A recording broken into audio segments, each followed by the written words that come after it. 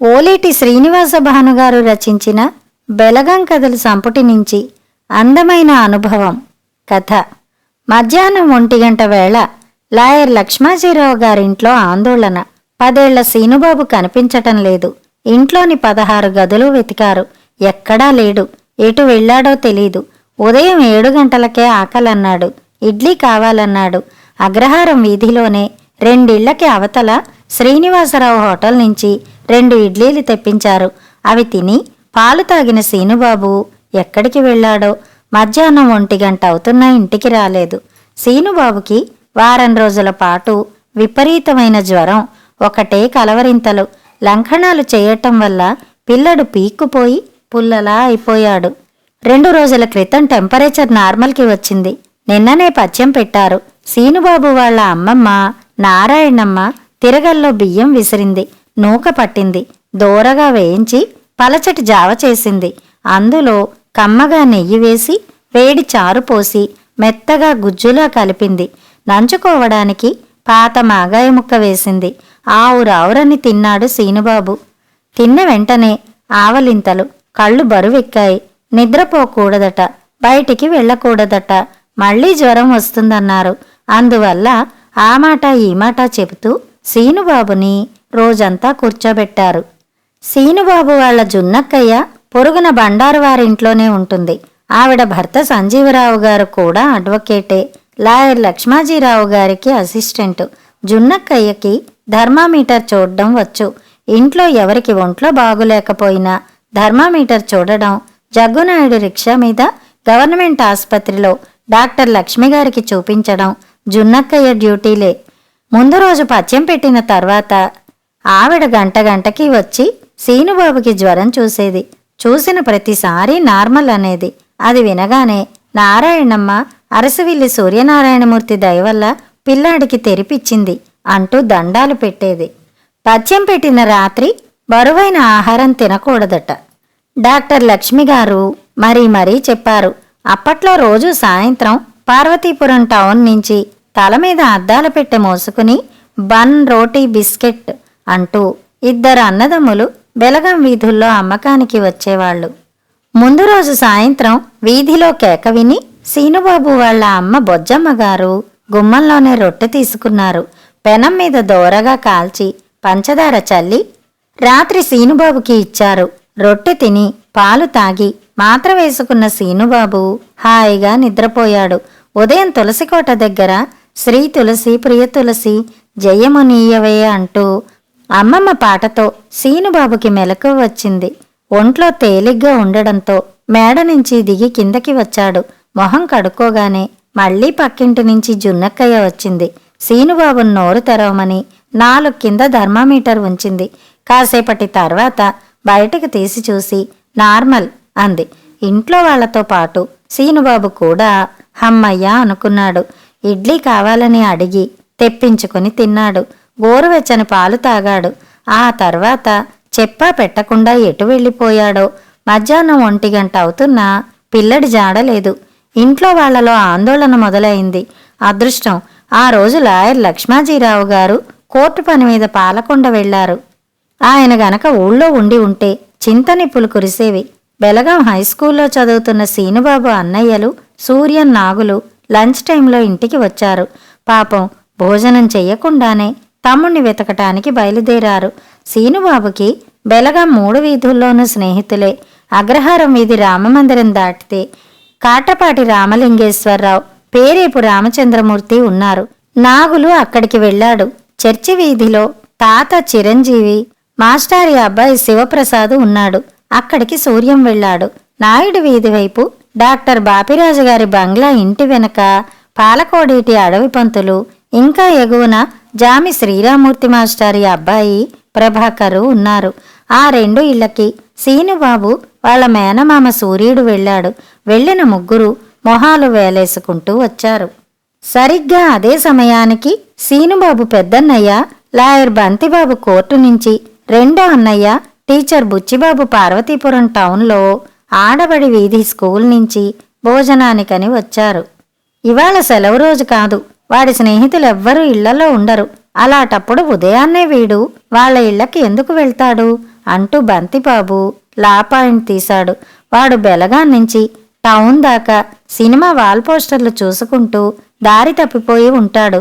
లేదా మున్సిఫ్ కోర్టు దగ్గర చింత చెట్ల కింద గారడీ చూస్తూనో బొమ్మల పిచ్చాడి దగ్గరో ఒళ్ళు మరిచిపోయి ఉంటాడు. ఆకలేస్తే వాడే వస్తాడులేండి అన్నాడు సీనుబాబు సంగతి బాగా తెలిసిన బుచ్చిబాబు. అవును మరి, బెలగాం సెంటర్ నుంచి పార్వతీపురం టౌన్ దాకా సీనుబాబుకి దారి పొడుగునా విచిత్రాలే. అగ్రహారం వీధిలో శ్రీపతివారి అరుగు దాటి ఎడమవైపు తిరిగితే పొడుగాటి గోడ, దాన్నిండా వినోదమే. వేణుగోపాల్, నవరత్న హాళ్లల్లో ఆడే సినిమాల పోస్టర్లు సీనుబాబు ఊహలకి రెక్కలు తొడిగి తెగ ఊరించేవి. అరమోడ్పు కళ్లతో చిరునవ్వుతో బాసిక పట్టు వేసుకున్న ఎన్టీఆర్ని పాండురంగ మహత్యం పోస్టర్లో చూస్తూ సీనుబాబు దిక్కులు మరిచిపోయేవాడు.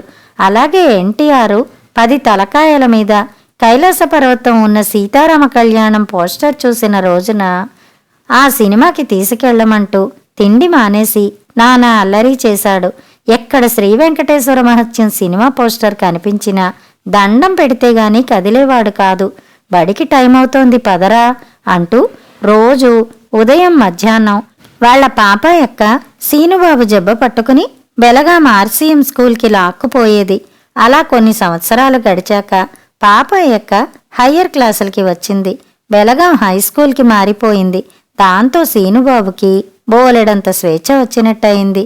ఇంటికి ఆర్సీఎం స్కూల్కి మధ్య ఎన్ని వాల్ పోస్టర్లో, నడి మధ్య మున్సిఫ్ కోర్టు దగ్గర అవెన్ని విచిత్రాలో. గారడీలు మొదలుకొని చిలక జ్యోతిష్యం దాకా అడుగడుగునా వింతలే. ఆ ఏడాది సంక్రాంతి సీజన్లో జెమినీ సర్కస్ రావడంతో అసలు కథ మొదలైంది. సర్కస్ వచ్చిందంటే ఆ సందడే వేరు. గ్రామాల నుంచి బళ్లతో జనం. పార్వతీపురం టౌను కిటకిటలాడిపోయేది. సర్కస్ డేరా దగ్గర బర్రుమంటూ పెద్ద జనరేటరు. రాత్రిపూట ఆకాశంలో తెల్లటి రిబ్బన్ సాగదీసినట్లు సెర్చి లైటు. భోజనాల వేళ వాటి గురించి అన్నయ్యలు, సూర్యన్నాగులు చెప్తుంటే సీనుబాబు నోరు వెళ్లబెట్టుకుని రెప్ప వెయ్యకుండా వినేవాడు. ఎలాగైనా నాన్నగారిని బతిమాలుకుని ఆయనతో సర్కస్ చూసేయాలని సీనుబాబు ఆదికి ముందే సిద్ధమైపోయాడు. అదిగో అప్పుడే పులి మీద పుట్రలా వచ్చింది జ్వరం. వారం రోజుల పాటు పీక్కు తింది.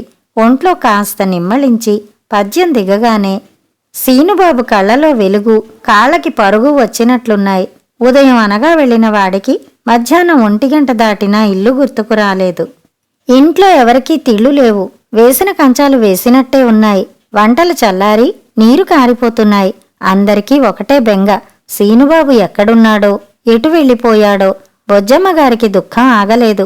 ఆవిడ తల్లి నారాయణమ్మ అప్పటికే వెంకటేశ్వరుడికి ముడుపు కట్టేసింది. కులదైవం కామేశ్వరీ దేవతను చేతులెత్తి వేడుకుంది. అదిగో అప్పుడే వీధిలో ఒక్కసారి అలికిడయింది. పెద్ద పెట్టున గోల వినిపించింది.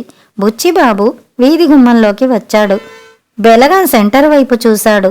3 ఏనుగులు, వాటి వెనక 3 ఒంటెలు, వీపుల మీద వేప, మర్రి, రావి కొమ్మల మోపులతో అగ్రహారం వీధిలోకి వచ్చాయి. వాటి వెనక పిల్లల గోల. అదో ఊరేగింపులాగా ఉంది. మొదటి ఏనుగు లాయర్ లక్ష్మాజీరావు గారి గుమ్మం ముందు ఆగింది. మావటివాడు హిందీలో ఏదో అన్నాడు. ఏనుగు తలా చెవులు ఆడిస్తూ నేల మీద కూర్చుంది. దాని మించి మావటివాడు దిగాడు. అడిగో వీడికి ఇవాళ గజారోహణ యోగం పట్టినట్టుంది అంటూ ఏనుగు మించి కిందకి దిగుతున్న సీనుబాబుని నవ్వుతూ చూపించాడు బుచ్చిబాబు. చూపించి ఎక్కడికి వెళ్ళిపోయావురా అంటూ తలమీద రాస్తూ తమ్ముణ్ణి దగ్గరికి తీసుకున్నాడు. వెంటనే ఇంట్లో వాళ్లంతా గుమ్మంలోకి వచ్చేశారు.